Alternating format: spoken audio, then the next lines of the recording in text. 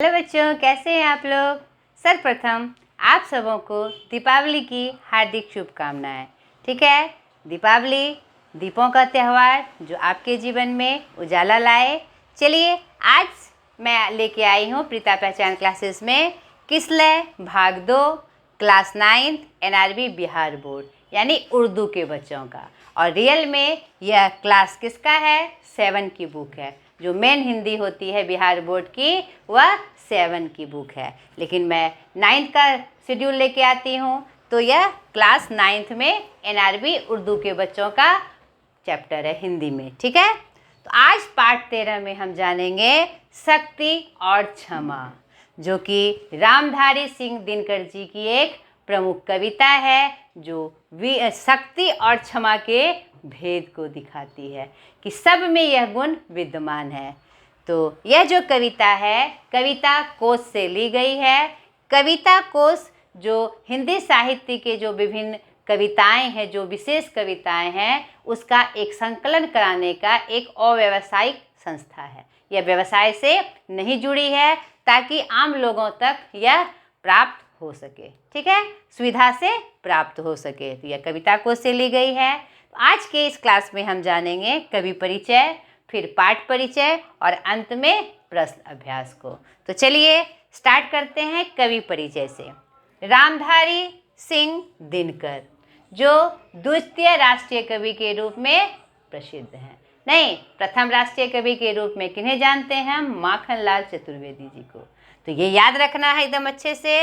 ये आधुनिक युग के श्रेष्ठ वीर रस एवं राष्ट्रवादी कवि हैं। और ये किस धारा के हैं? आधुनिक युग के प्रगतिवादी धारा के प्रमुख कवि एवं रचनाकार हैं।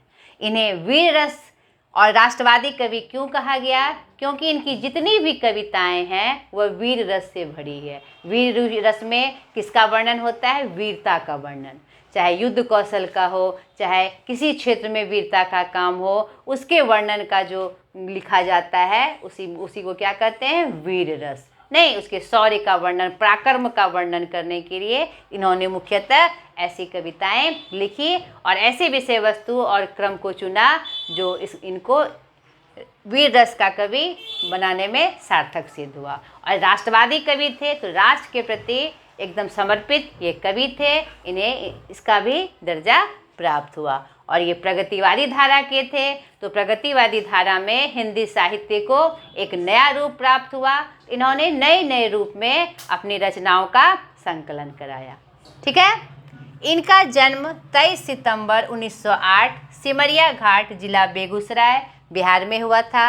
इनके पिता का नाम रवि सिंह, माता मनरूप सिंह जी थी और पत्नी का नाम श्यामवती देवी था। इनकी रचनाओं का जो प्रमुख विषय था वह था कविता, खंडकाव्य, निबंध और समीक्षा। इन्होंने हिंदी विधा के इन चारों क्षेत्रों में महत्वपूर्ण काम किया। इनकी प्रमुख रचनाओं से देख लीजिए, आपको वीर रस का अनुभव प्राप्त हो जाएगा। कुरुक्षेत्र, रश्मिरथी, उर्वशी, संस्कृति के 4 अध्याय, जो कि इनका प्रमुख निबंध संकलन है, जिसके लिए इन्हें साहित्य अकादमी पुरस्कार भी प्राप्त हुआ। और उर्वशी जो इनके लिए उन्हें ज्ञानपीठ पुरस्कार हुआ। बहुत ही महत्वपूर्ण विषय। नहीं, तो यहाँ पर देखिए, कुरुक्षेत्र महाभारत का क्षेत्र है, तो उसमें क्या था? वीरता ही दिखाई गई थी, पराक्रम ही दिखाया गया था, तो उन्होंने उसको अपना स्थान दिया। रश्मिरथी किसे कहा गया है? कर्ण को कहा गया है। तो उसका जो युद्ध कौशल, पराक्रम था, वीरता था, उसका वर्णन इससे प्राप्त होता है। साथ ही साथ संस्कृति के 4 अध्याय के माध्यम से हमें जो अपनी देश की संस्कृति है उसके बारे में पता चलता है। परशुराम की प्रतिज्ञा नाम से ही पता चल रहा है, इसमें भी वीर और साहस और शौर्य का रूप दिखाई पड़ेगा। तो इससे आपको स्पष्ट हो गया कि वीर रस के प्रमुख कवि थे। उनको हिंदी साहित्य में महत्वपूर्ण योगदान के लिए बहुत सारे पुरस्कार प्राप्त हुए, जिनमें साहित्य अकादमी पुरस्कार 1959 जो संस्कृति के 4 अध्याय के लिए दिया गया था, और साहित्य का सर्वोच्च सम्मान ज्ञानपीठ पुरस्कार भी इन्हें प्राप्त हुआ 1972 में उनके काव्य संकलन उर्वशी के लिए। और भारत सरकार द्वारा ये पद्म भूषण से भी विभूषित हुए 19 1959 में ही, ठीक है, 1959 में ही। इनका निधन 24 अप्रैल 1974 चेन्नई तमिलनाडु में हुआ। तो ये इनका प्रमुख परिचय था। अब जान लीजिए पाठ परिचय के बारे में। पाठ परिचय, शक्ति और क्षमा। तो मैं आपको थोड़ा सा पाठ परिचय, ये कविता स्टार्ट करने से पहले मैं आपको पाठ परिचय दे दूं। यह जो पाठ आया है, जब राम जी क्या कहते हैं, जब सीता का हरण हो गया और सीता का पता लगाते लगाते वह लंका के करीब पहुँचे, विभिन्न के मदद से जब वह लंका के नज़दीक पहुँचे, तो लंका पहुँचने के लिए रास्ते में एक बहुत ही बड़ा समुद्र था। नहीं, समुद्र को पार करके ही लंका जाया जा सकता था।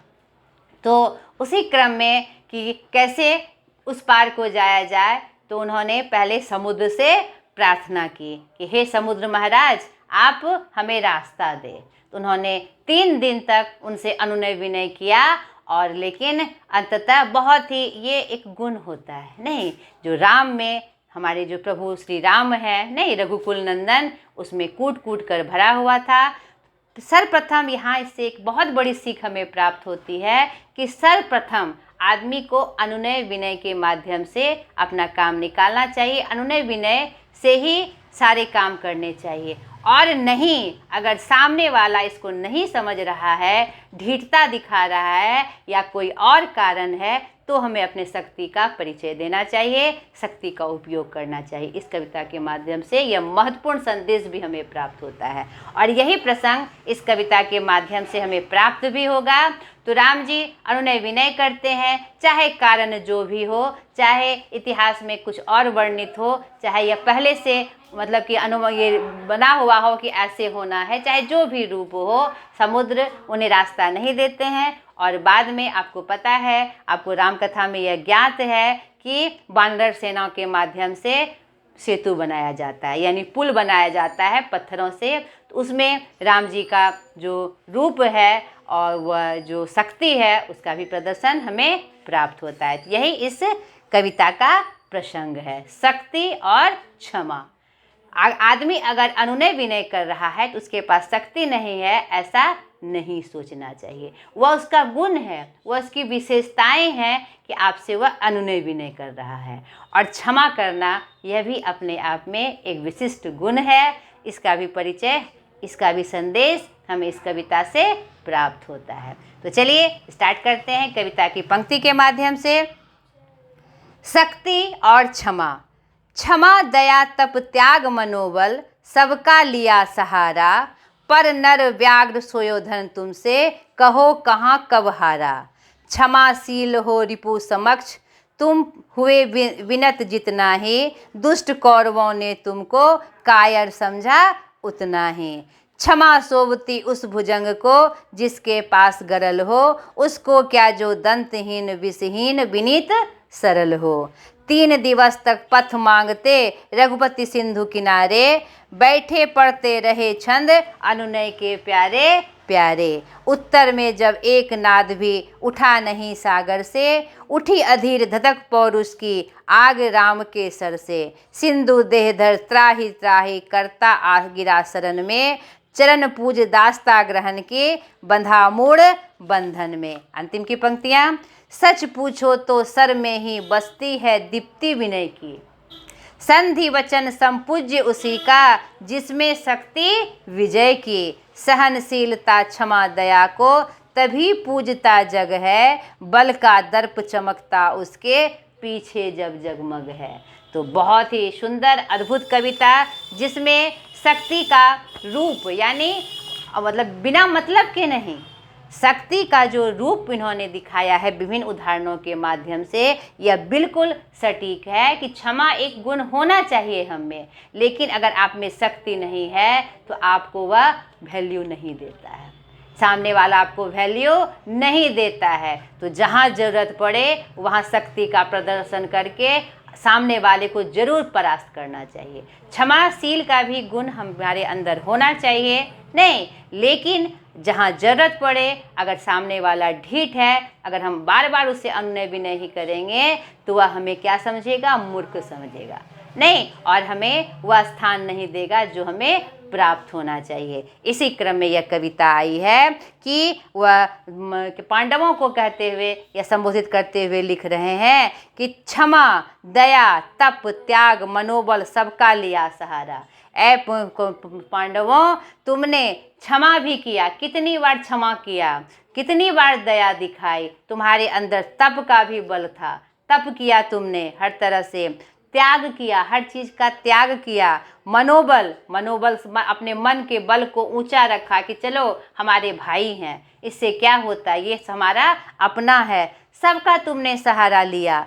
पर नर व्याघ्र सोयोधन तुमसे, लेकिन वह जो नर था व्याघ्र के समान एकदम तुम पे टूट पड़ा, वह जो दुर्योधन था तुमसे कहाँ हारा, कब हारा वो? यहाँ प्रश्न चिन्ह लगा के कवि कह रहे हैं तुमसे कब हारा, क्षमाशील हो रिपु समक्ष तुम हुए बिनत जितना है। तुमने क्षमाशील, क्षमा करते रहे, हर चीज़ में क्षमा करते रहे और विनय का रूप तुमने धारण किया, लेकिन तब तुम दुष्ट कौरवों ने तुमको क्या समझा? कायर समझा। दुष्ट कौरवों ने तुमको कायर समझा, उतना ही नहीं, तुम बार बार क्षमा करते रहे, दया दिखाते रहे, त्याग करते रहे, तो तुम्हें कौरवों ने क्या किया? कायर समझा। ऐसा ही होता है। तो यहाँ पर जब तुम्हें आवश्यकता नजर महसूस हुई तो तुमने फिर युद्ध करके अपने शक्ति को दिखाया कि मेरा क्या रूप है, तभी उसे समझ में आया। यहाँ पर इस प्रसंग के माध्यम से कवि यह समझाना चाह रहे हैं, ठीक है क्षमाशील का गुण होना चाहिए, हम में त्याग भी होना चाहिए, सहयोग भी होना चाहिए, लेकिन तब तक जब तक सामने वाला समझ रहा है। अगर सामने वाला हमें गलत समझ रहा है, कायर समझ रहा है, हम पे हंस रहा है, तो फिर उस समय हमारा कर्तव्य होता है हम अपने शक्ति का प्रयोग करके उसे दिखाएं कि हमारा क्या रूप है। नहीं, क्षमा शोभती उस भुजंग को, क्षमा किसे शोभती है? उसी भुजंग को शोभती है जिसके पास गरल हो। नहीं, अगर सिर्फ क्षमा करने का, सिर्फ दया का भाव हम रखेंगे तो सामने वाला मूर्ख समझेगा, कायर समझेगा, तो हमारे अंदर थोड़ी वो भावना भी होना, विष भी होना चाहिए।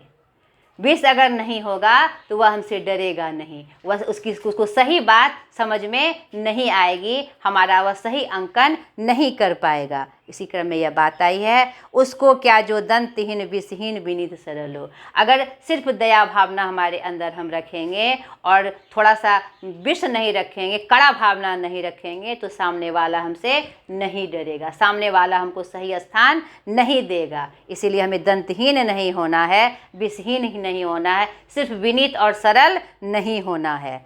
3 दिवस तक पथ मांगते। अब दूसरा प्रसंग आया है राम जी का प्रसंग, जो मैंने अभी चर्चा की कि 3 दिन तक राम जी अनुनय विनय करके सिंधु किनारे, समुद्र के किनारे रास्ता मांगते रहे, बैठते पढ़ते रहे छंद अनुनय के प्यारे प्यारे, हर तरह से उनका अनुनय विनय किया, उसको श्रेष्ठ बताकर कि आप इतने बड़े समुद्र के क्यों हैं, आप कृपया मुझे रास्ता दे दीजिए, मुझे इसकी आवश्यकता है, और बहुत तरह से उन्होंने विनती की, लेकिन उन्हें रास्ता प्राप्त नहीं हुआ।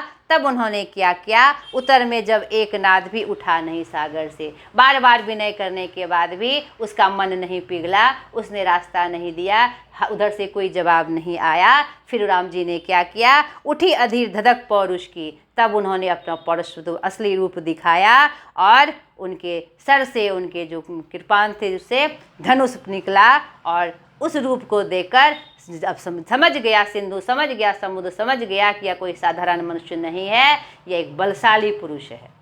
नहीं तो वह त्राही त्राही करता हुआ उनके शरण में आ गया। नहीं, चरण पूज दासता ग्रहण की, उनको चरण को पूजने लगे और उनको अपना दास बताया। जब तक वो अनुनय विनय कर रहे थे वो अपनी स्थिति से हिल नहीं रहा था। तो यहाँ पर आवश्यक था, अगर राम जी वैसा रूप नहीं दिखाते तो वह ऐसा कृत्य नहीं करता। उसे सामने वाले का रूप पता चल गया। नहीं, बंधा मूढ़ बंधन में, नहीं वो मूर्ख था जो और फिर बंधन में बंध गया। सच पूछो तो सर में ही बसती है दीप्ति विनय की, यह सच है। नहीं, यह बिल्कुल सच है कि बाण और तीर में ही वह शक्ति थी जिसे समुद्र, सर मतलब बाण, जिससे समुद्र में को समझ में आ गया कि यह कोई सामने वाला कोई हीन व्यक्ति नहीं है, एक पौरुष बल और पराक्रमी व्यक्ति बैठा हुआ है। और बसती है दीप्ति विनय की। इसका क्या तात्पर्य हुआ कि जिसमें यह पौरुषत्व है, पराक्रम है, वही विनयशील हो सकता है। नहीं, जो टेढ़ा है, जिसमें क्या कहते हैं, अच्छी बुद्धि जिसमें नहीं है, उसमें विनय आ ही नहीं सकती। विनय उसी में आ सकती है जिसमें पराक्रम हो, साहस हो, धैर्य हो, क्योंकि वह समझता है कि विनय क्या होती है। उसी के बारे में कहा गया है, संधि वचन संपूज्य उसी का जिसमें शक्ति विजय की। संधि वचन कौन कर सकता है? मेल मिलाप की बात कौन कर सकता है? पूजने की बात कौन कर सकता है? नहीं, कौन कर सकता है? जिसमें विजय प्राप्त करने की शक्ति हो, वह जो जीतने की जिसमें शक्ति हो, उसमें ही यही संधि वचन यानी समझौता का गुण उसी में होता है। पूजने की भावना उसी में होती है वास्तव में। सहनशीलता क्षमा दया को तभी पूजता जग है। अंतिम की पंक्तियों में यह स्पष्ट करते हुए कवि वर्णन कर रहे हैं कि सहनशीलता, क्षमा, दया को जग तभी पूजता है जब उसके अंदर उसे बल दिखाई पड़ता है। नहीं, अहंकार के रूप में नहीं, एक स्वाभिमान के रूप में बल का दर्प चमकता उसके। तभी अगर उसमें जब तक बल नहीं होगा तो उसकी सहनशीलता, क्षमा, दया को कोई स्थान प्राप्त नहीं होगा, कोई वैल्यू नहीं देगा। तभी उसका चरितार्थ रूप होगा, तभी वह सही रूप से सामने होगा जब उसमें बल भी हो, शक्ति भी हो। ठीक है, क्षमाशील वही हो सकता है जिसमें शक्ति भी हो। यहाँ पर इस बात को स्पष्ट कर रहे हैं कवि, पीछे सब जग जगमग है। जिसके अंदर बल रहेगा उसके अंदर ही सहनशीलता आ सकती है, दया आ सकती है, क्षमा के भाव आ सकते हैं। इस बात को इन्होंने सटीकता से स्पष्ट किया है। तो बहुत ही सुंदर कविता को पढ़कर ही हमारे अंदर शौर्य आ गया। नहीं, वीर रस का प्रादुर्भाव हमारे अंदर हो गया। तो यही इनके रामधारी सिंह दिनकर जी का विशेष गुण है। अपने कविता की पंक्तियों के माध्यम से हमारे अंदर भी वह ओज, वीरता और पराक्रम भर देते हैं। तो चलिए, अब हम ये कविता आपकी समाप्त हुई। इसकी पूरी व्याख्या हमने आपको बताई। तो सर्वप्रथम आप कविता को पढ़कर इसकी व्याख्या जरूर लिख लीजिएगा। जो इसके प्रमुख भाव हैं, जो संदेश हैं, उसको आप लिखिएगा। अब चलिए प्रश्न अभ्यास की तरफ। छोटा सा प्रश्न अभ्यास है जिसे हम जान लें। प्रश्न अभ्यास, पाठ से इस कविता के माध्यम से हमें क्या सीख मिलती है? तो हमने स्पष्ट कर दिया इसको। इस कविता के माध्यम से हमें यही सीख मिलती है, यही संदेश प्राप्त होता है कि अगर आप क्षमाशील हैं, विनयी हैं, आप में स्नेह का गुण है, तो वह तभी हो सकता है, ये तभी आपका चरितार्थ हो सकता है, लोग तभी इसको मानेंगे जब आप में शक्ति भी हो। सिर्फ अनुनय विनय से आपका काम नहीं चल सकता है। जहाँ जैसी ज़रूरत पड़े उसके अनुसार अपने व्यवहार का उपयोग करिए। सिर्फ विनयशील होने से समाज में स्थान हमें प्राप्त नहीं हो सकता, सामने वाले के सामने हमारा स्थान प्राप्त नहीं हो सकता। इसके साथ ही साथ हमारे अंदर वो शक्ति होनी चाहिए कि सामने वाले को हम किसी भी बात से धराशायी कर सके। ठीक है। दूसरा, वे कौन सी परिस्थितियां थी जिन्होंने राम को धनुष उठाने पर वाद किया? तो हमने कविता के प्रसंग में यह देखा कि जब समुद्र से वह रास्ता मांग रहे थे, उन्हें लंका जाने के लिए, सीता की खोज के लिए लंका जाना था, उन्हें राह की आवश्यकता थी, बीच में बड़ा समुद्र पड़ता था। तो ऐसी परिस्थितियां थी और राम को रास्ता चाहिए था। तो पहले उन्होंने बहुत सारे अनुनय विनय किया। 3 दिन तक वह समुद्र से राह मांगते रहे, अनुनय विनय किया। उनमें यह ताकत थी, एक धनुष से वह पूरे समुद्र को सुखा सकते थे। उनमें यह शक्ति थी। लेकिन शक्ति किसमें होती है? जो विनयशील होते हैं, क्षमाशील होते हैं। इसलिए पहले उन्होंने किसका सहारा लिया? विनय का सहारा लिया। लेकिन 3 दिन बीत जाने के बाद भी जब समुद्र ने रास्ता नहीं दिया तो उन्हें धनुष उठाने की नौबत आ पड़ी। ठीक है। तीसरा, निम्नलिखित पंक्तियों का अर्थ स्पष्ट कीजिए। क्षमा सोबती उस भुजंग को जिसके पास गरल हो, उसको क्या जो दंतहीन विषहीन विनीत सरल हो। नहीं, तो यहाँ पर प्रस्तुत पंक्ति आपको आंसर करना है। प्रस्तुत पंक्ति हमारे पाठ्य पुस्तक क्षमा, शक्ति और क्षमा से ली गई है, जिसके कवि रामधारी सिंह दिनकर जी हैं। प्रस्तुत पंक्ति के माध्यम से प्रस्तुत कविता में शक्ति और क्षमा का भेद किया गया है कि क्षमा तभी शोभती है जब आपके अंदर शक्ति हो। और यह भी बताया गया है कि जो क्षमाशील विनयशील है उसमें शक्ति होती है, और जिसमें शक्ति होती है उसी में ये सब गुण विद्यमान रहते हैं। नहीं, यह उसका विशेष गुण है। उसी क्रम में यह कविता आई है कि क्षमा उसी भुजंग को शोभती है, उसी सर्प को शोभती है जिसके अंदर विष है। यानी कोई जो भी जिसके अंदर शक्ति, अगर थोड़ा सा वो क्रूर व्यवहार नहीं करेगा, कड़ा नहीं बनेगा, तो सामने वाला उसको महत्व नहीं देगा, मूर्ख समझेगा, कायर समझेगा। तो उसे विष भी रखना पड़ेगा, यानी कि थोड़ा सा कड़ा भाव भी रखना होगा। नहीं, क्योंकि उसी में जिसमें यह भावना है, जिसमें ये ऐसा चीज़ है, वह भी वही क्षमा का भावना रख सकता है। उसी क्रम में यह बात आई है कि क्षमा शोभती उस भुजंग को, क्षमा उसी को शोभती है। क्षमाशील वही होता है, विनयशील वही होता है जिसके अंदर कड़ा भाव हो, शक्ति हो, जो हर रूप में जैसी परिस्थिति पड़े वैसा उपयोग करता है। उसको क्या, जो दंतहीन है, दंतहीन है अर्थात जो निसहाय है, जिसमें शक्ति ही नहीं है, जो किसी कर्म का नहीं है, वह विषहीन है, विनीत है, सरल है और उसमें शक्ति नहीं है, तो वह क्या समझा जाएगा, उसे बेकार समझा जाएगा। ठीक है। पाठ से आगे, दिनकर के इस भाव से आप कहाँ तक सहमत हैं कि समाज शक्तिशाली की ही पूजा करता है? इससे मैं पूरी तरह सहमत हूँ, क्योंकि अगर शक्ति नहीं होगी तो समाज हमें वह स्थान नहीं देगा जो हमें प्राप्त होना चाहिए।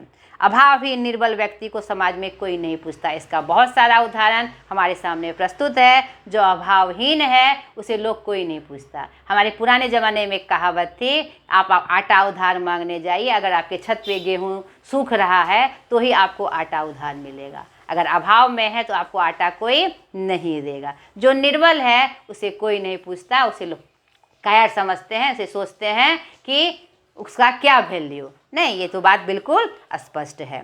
सुयोधन को नर व्याघ्र क्यों कहा गया है? यहाँ पर सुयोधन को नर व्याघ्र क्यों कहा गया है कि दुर्योधन की बात है। दुर्योधन को ही सुयोधन नाम से संबोधित किया जाता था महाभारत में, उनका एक नया अलग नाम है।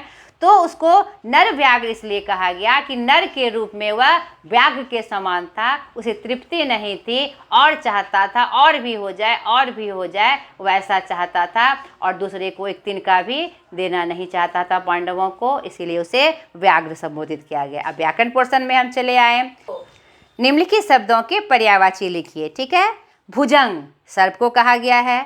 रघुपति किसे कहा गया है? राम को कहा गया है। सिंधु, सिंधु मतलब समुद्र होता है। शर बाण तीर जो चलाते हैं हम, एक हथियार है।